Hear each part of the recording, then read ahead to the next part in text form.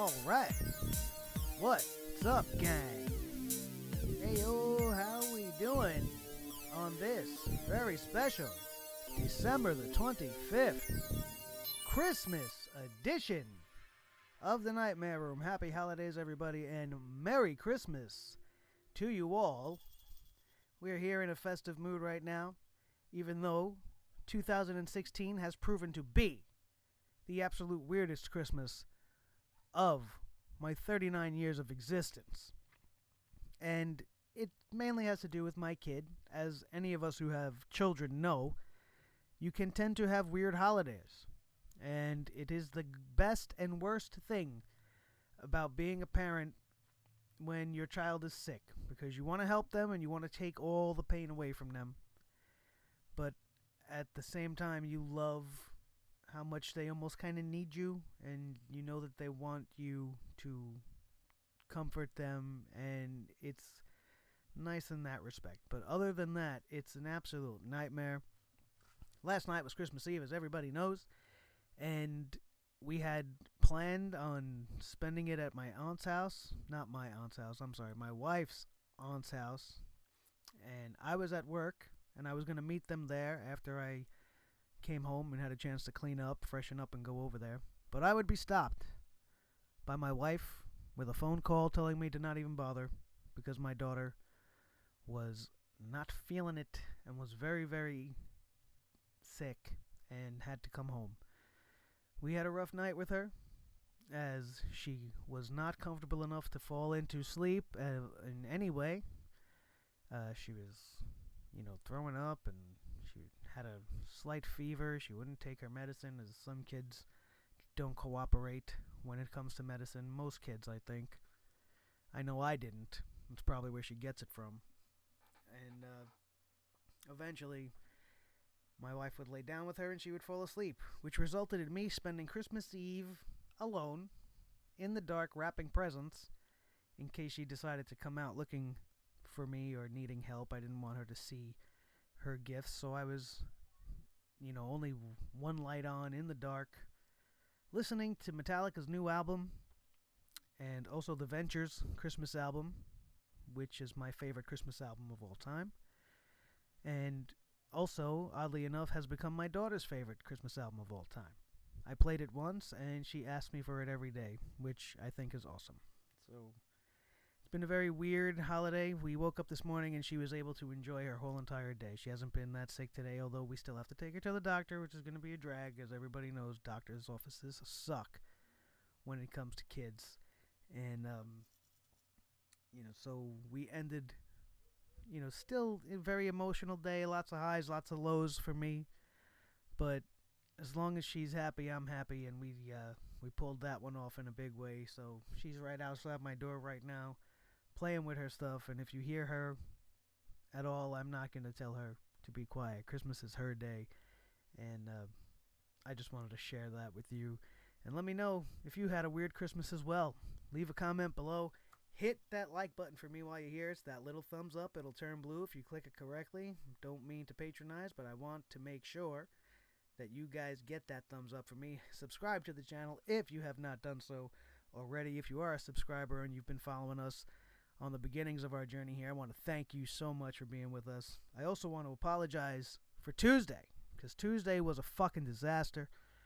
We tried to go live with a SmackDown review right after the show, but as anybody who tried to join us that night knows, we were totally bogged down by technical difficulties. OBS kept crashing on me, losing the connection to YouTube. YouTube was lagging. My stream health kept dropping to red. It was just an absolute nightmare. And for any of you that were there and plan to be there in the future, if that does happen again, we're not going to try over and over and over again. It's a one and done, man. If I try to go live and everything craps out on me, if it craps out once, it's going to crap out again.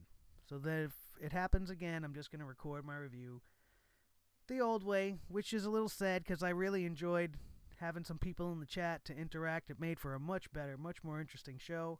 Not just me sitting here yammering to you like I am right now. And I had a lot of great interactivity going on. And I was looking forward to doing it again.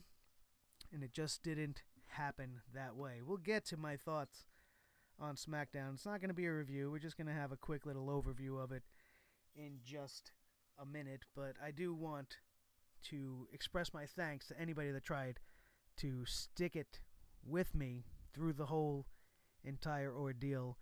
And hopefully that doesn't really happen too much in the future. And we have smooth sailing from now on because I want interactivity. Which brings me to my next thing, which is don't forget to place your vote for our 3 interactive fan vote categories for my... Here it is. Hang on one second. Looking for the screen here. Boom. Sledgehammer Wrestling Show 2016 Pro Wrestling Awards coming to YouTube live January 1st as everybody is home trying to recover from whatever shenanigans they get into on New Year's Eve. Join me to talk some wrestling and to give out some awards for the Sledgehammer Wrestling Show 2016 Pro Wrestling Awards. Just to refresh your memory, let's go down the 3 interactive fan vote categories that I want to know what you guys think, as we have the Male Superstar of the Year. Here you have your choices in the field: AJ Styles, Kevin Owens, Matt Hardy, Shinsuke Nakamura, and Samoa Joe. My 5 picks for the best representatives of pro wrestling for the year of 2016. Place your vote below. You could follow us on Twitter at Nick Nightmare. Leave me your selection there with the hashtag Match of the Year, or Female Superstar of the Year, or Male Superstar of the Year with your choice. Or you could just leave a comment below, right down there. Just scroll down there, hit the like button on your way down, and leave a comment and let me know who you think is the Superstar of the Year. You could also leave in that comment your choice for Woman Superstar of the Year. The female category: Asuka, Bayley, Alexa Bliss, Sasha Banks, Becky Lynch, and Charlotte. Those are your choices. I'm not going to tell you who my picks are because I don't want you to think I'm swaying the vote in any way. If it happens to coincide with who I want to win this thing, I want this to be your pick. I want you guys to let me know who you think was the best woman on the roster this year, and this is your field to choose from. Please leave that selection below. And finally, Match of the Year candidates are Kota Ibushi, Cedric Alexander from the Cruiserweight Classic; DIY, Gargano and Ciampa versus The Revival; Dash and Dawson from NXT TakeOver Toronto, the 2 out of 3 falls match where DIY finally won the NXT Tag Team Championships; Roman Reigns versus Finn Balor from the week after the brand split, or as I like to call it, the bland split, because it made everything so fucking drab after it happened once Finn Balor went down. But the match that they had that night on Raw, where Finn Balor, was finally put in the spotlight and defeated Roman Reigns, one of the best matches I've seen all year. Shinsuke Nakamura versus Samoa Joe, also from NXT TakeOver Toronto. Fantastic match. Definitely deserves to be in this category. And Dean Ambrose versus AJ Styles from TLC this year.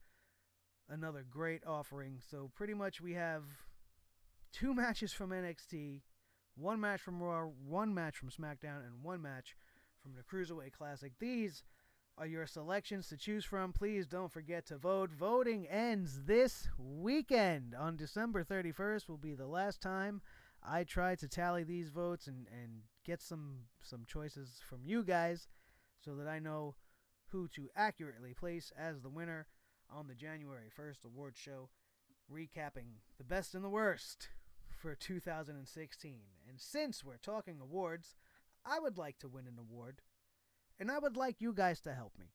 And you could do that by going to WrestlingRadioAwards.com. Here you see, this is the website. This is what it's going to look like when you pop it up so that you know you're in the right place.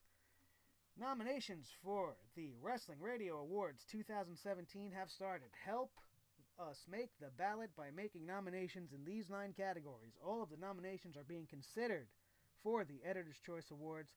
Check back to vote for the finalists. You can vote once per day, every day. So that's what we got to do. And once a day. If you wake up in the morning, make this part of your thing. Go brush your teeth, wash your face, take a shit, get dressed, get ready for work. on your phone, on your laptop, on your tablet, on your PC when you get to work. Just make a stop at the WrestlingRadioAwards.com. And what you're going to do, and I mean, feel free to vote in any category you want, but we need to get on the ballot. I want to be on the ballot, and once we're on the ballot, I want you guys to make sure we win this fucking thing, especially in this category. You see right in the second row, second selection, Best New Show of the Year. Go right down here in the selection box, type in the Sledgehammer Wrestling Show, and submit your vote. While you're here, if you want to help out my buddy and his show, he's the whole reason why I even know this is happening, because I listened to his show and he asked me to do this for him, which is why I'm asking you to do this for me. So while you're here, if you want to help him, my buddy that I like to throw down on this show all the time, JD from New York, who's the whole reason I'm doing this whole podcast thing, he wants to win Show of the Year. So please, while you're here voting for me, go to Show of the Year, type in Off the Script, and hit that submit button. Help my friend win his category. Help me win this category. Best New Show of the Year. I want it. I mean, if I could at least get on the ballot, that would make me tremendously happy. If you wanted to give me a Christmas gift, that's what you could do. Hit the like button while you're here. Subscribe, and then go vote for me at WrestlingRadioAwards.com for Best New Show of the Year, the Sledgehammer Wrestling Show. And thank you so much if you do. I would really, really appreciate it. So, let's get back to some wrestling. Lots of news this week. Nothing really, I think, that important. We had some news on Sheamus and Cesaro and how good they are for each other, and that's being the underlying reason why Cesaro wasn't traded to SmackDown, just because they liked the dynamic, and it ended up turning into something that I don't think they knew was going to happen. I think this was a complete and total accident, and that they're trying to take credit for it probably now, like they had this idea the whole time. But, you know, what did we have with Sheamus and Cesaro? We had the best of 7. We had a great match 7 that ended in a draw, where at the time I was fucking pissed about it, because I didn't think they had the foresight to stick with it as long as they had and get us to the point where we're at now, where we have Sheamus and Cesaro as Raw Tag Team Champions. Where do they go from here? Huge plans for Cesaro on Monday Night Raw in 2017, as well for Sheamus, are all being laid out. The details of it, I'm not even going to go into, because we know how they change the ball on the fly in the WWE. We don't know if somebody's going to get hurt or whatever, so their long-term plans don't always pan out. So why go into the details of it? All I can do is hope that it's true, and that they see Cesaro finally for what he's worth. He's made Sheamus relevant again. Sheamus has probably made him better in the ring. Sheamus is a veteran of the mat. He's been around for a long time. They're helping each other. They know what they're doing. And what do we have as a reward for them? Tag Team Champion Gold. Silver. But where do we go from here? We're going to get a breakup? We're going to see them fight each other again? I hope they just, if they lose the titles, they just go on their way. Respectfully, shake each other's hands. You know, we did our thing. This is as far as we got. You go do your thing your way. I'll go do my thing my way. And we don't see them cross paths no more, because I don't want this to fall into Randy Orton, Sheamus territory, where we ended up just seeing them two between 2012 and like 2015 fight maybe like 3 million fucking times, where it just made me nauseous to even see these two put together in the ring. But Sheamus and Cesaro, one of the high spots of Monday Night Raw, although there's not many. In fact, there's only 2. That being one, the other being Braun Strowman. And that just feels wrong coming out of my mouth, being that if you're a fan of the show and you've listened from the beginning, you know how much I was anti-Braun Strowman. I didn't like him in the Wyatt family because he was a rosebud. I didn't like that he broke off from the Wyatt family just as I was trying to start to accept him in the Wyatt family, to become this Braun Strowman that only beat nobodies and meant nothing to anything, and they did nothing with, and just kept rinse and repeat every single week the same shit with Braun Strowman. Till finally They got lucky with the Sami Zayn angle. It made it interesting. It made Braun Strowman interesting.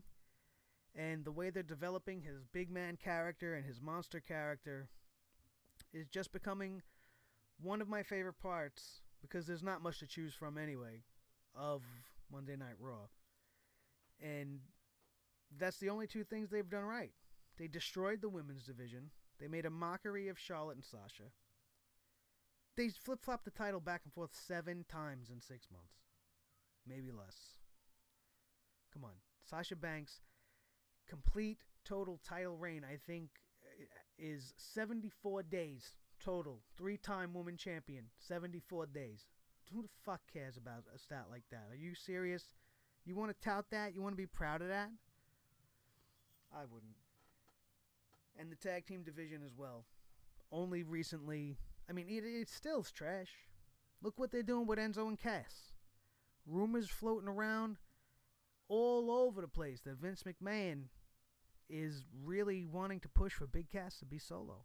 And maybe have Enzo just be his manager on the outside. Which, you know what, I don't mind that. But I feel like it's disrespectful to the unit. Because here's a tag team that, in a division that needs tag teams, that's just not being used in the proper light. They should have been the ones to take out the New Day. They shouldn't have had to do this break the demolition angle thing. And that's what I think put a stall on Enzo and Cass as a tag team. They needed the New Day to beat Demolition. So what are we going to do with Enzo and Cass in the meantime? They didn't really know. And now what do we got? We got Cass in the middle of a feud with Rusev over something Enzo did with Lana over 3 weeks ago. They're testing the waters, seeing how Cass gets over. Cass can't talk on the mic. He sounds like a fucking machine. You see how scripted he is. I don't like the idea of him going solo, but if you throw Enzo as to stay his mouthpiece, I mean, that might work.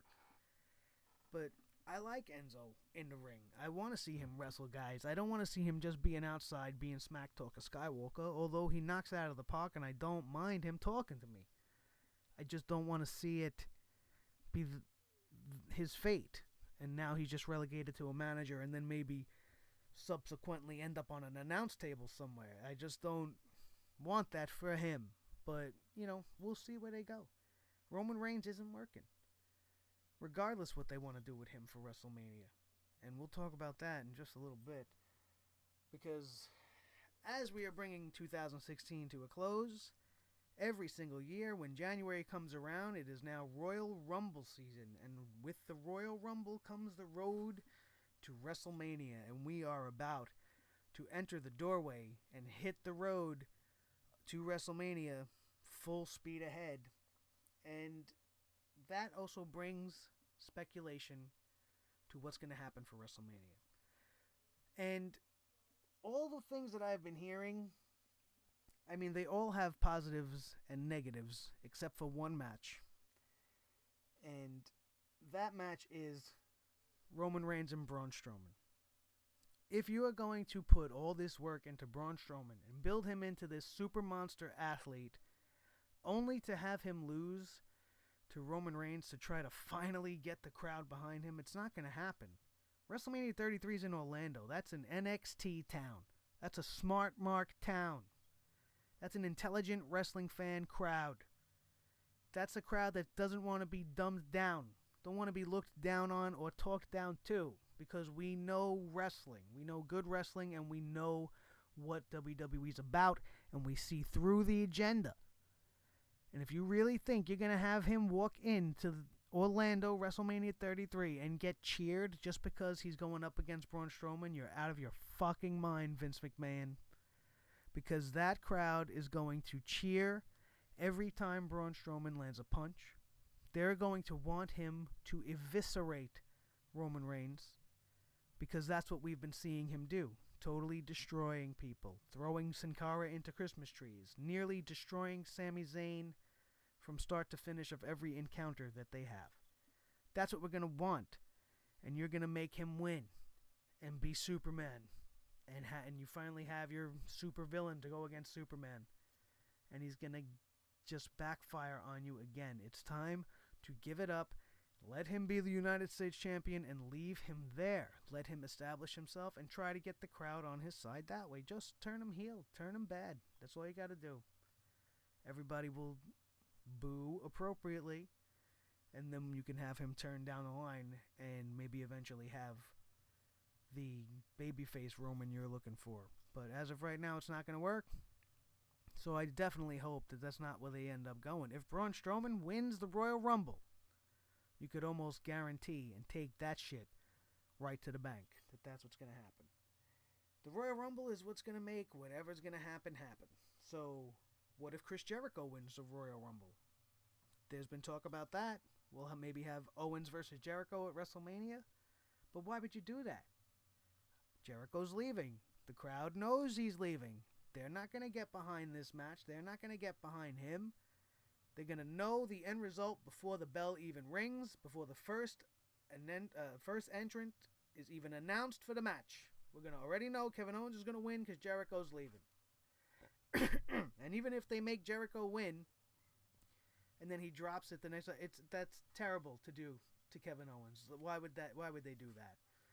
Absolutely hope that does not happen. Not that I don't want Jericho to win the Royal Rumble. It's the only thing he's never done, and I wouldn't mind it if he was the Royal Rumble winner, but I wouldn't want him to go one-on-one with Kevin Owens. Maybe you'd have to throw somebody else in there, but I'm not a big fan of a triple threat or a fatal four-way as a main event for a WrestleMania. I like the one-on-one, ultimate good guy, ultimate bad guy for the title, one-on-one in the main event at WrestleMania. That's how you do it. That's how it's supposed to look. That's how you book it. If you hear the dog barking upstairs, I apologize, but I am not restarting this recording again, as this is the third time I'm trying to get this done on this very busy Christmas Day edition of the Nightmare Room. Also being swirled around up there, if Finn Balor's able to come back, we might have Finn Balor versus Kevin Owens at WrestleMania 33, which I would much, much rather see. And then there's also talk of throwing Rollins in there, but I refer you back to my point that I just said. I don't want a triple threat for the Universal title or any title, especially at WrestleMania. You can do that in your specialty pay-per-views and your Survivor Series and whatnot, but at WrestleMania, your best villain versus your best babyface for your number one title and for all your titles. That's how it's supposed to be booked. That's how you get people to care. And that's not where it looks like it's going to be going.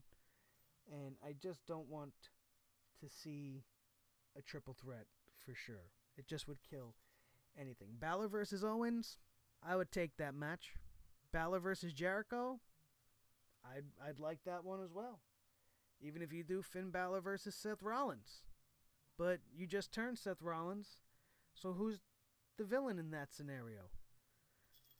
The Royal Rumble's confusing everything. You're not going to have a SmackDown guy win the Royal Rumble, that's for sure, because the SmackDown brand has the Elimination Chamber, which is where they're going to decide who the number one contender is, and that's going to probably be John Cena. And we're probably going to have Cena versus Styles at WrestleMania, or Cena versus The Undertaker, as that's highly being rumored. If The Undertaker comes back for the Royal Rumble and challenges AJ Styles, that's most certainly the direction that they're going to be taking. We'll have to wait and see where they're going with that. The two big ones on the list here, we got AJ Styles also being rumored to be going up against Samoa Joe for WrestleMania 33, as Samoa Joe is on the cusp of making his main roster demotion debut. But I don't want to see that match this year. I want Samoa Joe and AJ Styles to be built up almost like how they built up Cena and The Rock. All of the smart fans know their history. You don't even have to have them bump into each other backstage. You have Joe go on a reign of terror as AJ Styles has his world title reign, and never the roads meet until we get to this time next year. And Samoa Joe wins the Royal Rumble as AJ Styles is still the incumbent champion. And AJ Styles can bring it back. You have a thorn in my side that just can't get away from, and build this tremendous, tremendous rivalry that has years of history. Even though you can't access it through the WWE, you can't watch it, but you can find it on YouTube if you're that interested and you want to see what these guys did when they were young. But now that they're intelligent and that they're safer and not as risky and are more knowledgeable about telling a story in the ring, God, would I love to see that at WrestleMania 34. No matter where they have it, it would be hands down probably the greatest WrestleMania match ever, if they booked it that way. If they just bring him up and have him win, he's not going to win the Royal Rumble this year. If anything, His job is going to be to eliminate either Brock Lesnar or Bill Goldberg or both. And then maybe that's where we have what's also being talked about as a big match for possibly WrestleMania 33, Samoa Joe versus Brock Lesnar, which I would love to see. That's a match that you don't need to have a year-long build because that match sells itself. Samoa Joe is a beast. Brock Lesnar is a beast. The battle of the two baddest beasts you have. It would be phenomenal. But what about Bill Goldberg, huh? What would be the point of having him around again? So maybe Joe takes them both out of the Royal Rumble. They both have a problem with Joe. They both have a problem with each other.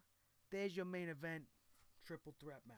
Brock Lesnar versus Bill Goldberg versus Samoa Joe at WrestleMania 33 in Orlando.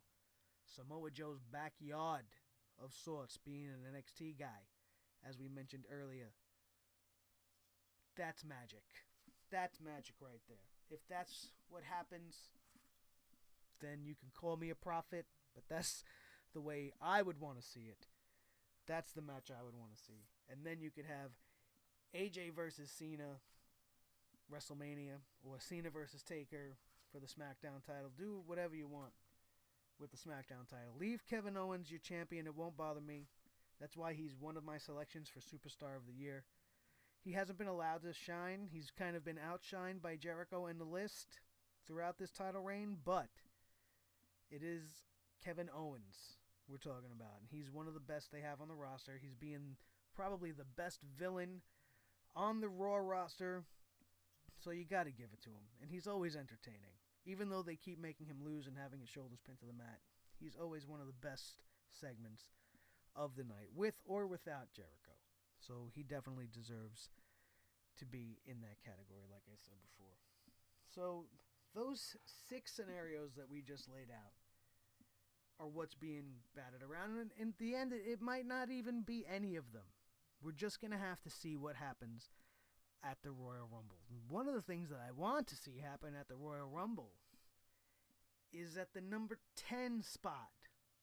I would love to see the Perfect 10, Ty Dillinger, make his main roster debut at the Royal Rumble as the 10th entrant. It writes itself. You have him come out, you let him have a tremendous showing in the Royal Rumble. Maybe he goes to the SmackDown brand, and you have him in a feud with The Miz for the Intercontinental title. That would be fan-fucking-tastic. I hope that that's what they do for Ty Dillinger. There's rumblings that he's coming up alongside Joe. It's not much more he could probably do down in NXT. So hopefully that is in his immediate future. And you know what? Our immediate future means we are going to sign off right now because it's Christmas Day. I got a beautiful little girl outside my door waiting for her daddy so that we can hang out the rest of the night and play with all this new shit that I got for her for Christmas and her mother bought for her for Christmas. And it's going to be a great way to end the night. Just like this is going to be a great way to end the podcast. And I want to thank you guys once again for being with me. Don't forget to hit the thumbs up. Subscribe if you have not already. Leave your votes below in the comments section for our award show coming to you January 1st live on YouTube. And do not forget to please vote for us, WrestlingRadioAwards.com. Best new show of the year. Thank you so much for being with me. Have a very, very Merry Christmas for my boy Blue, jingling all the way. We'll see you tomorrow night for the Monday Night Raw review, hopefully live with absolutely no technical interruptions. I love you guys. Thank you so much for being with me. Have a very Merry Christmas, and I'll see you tomorrow night.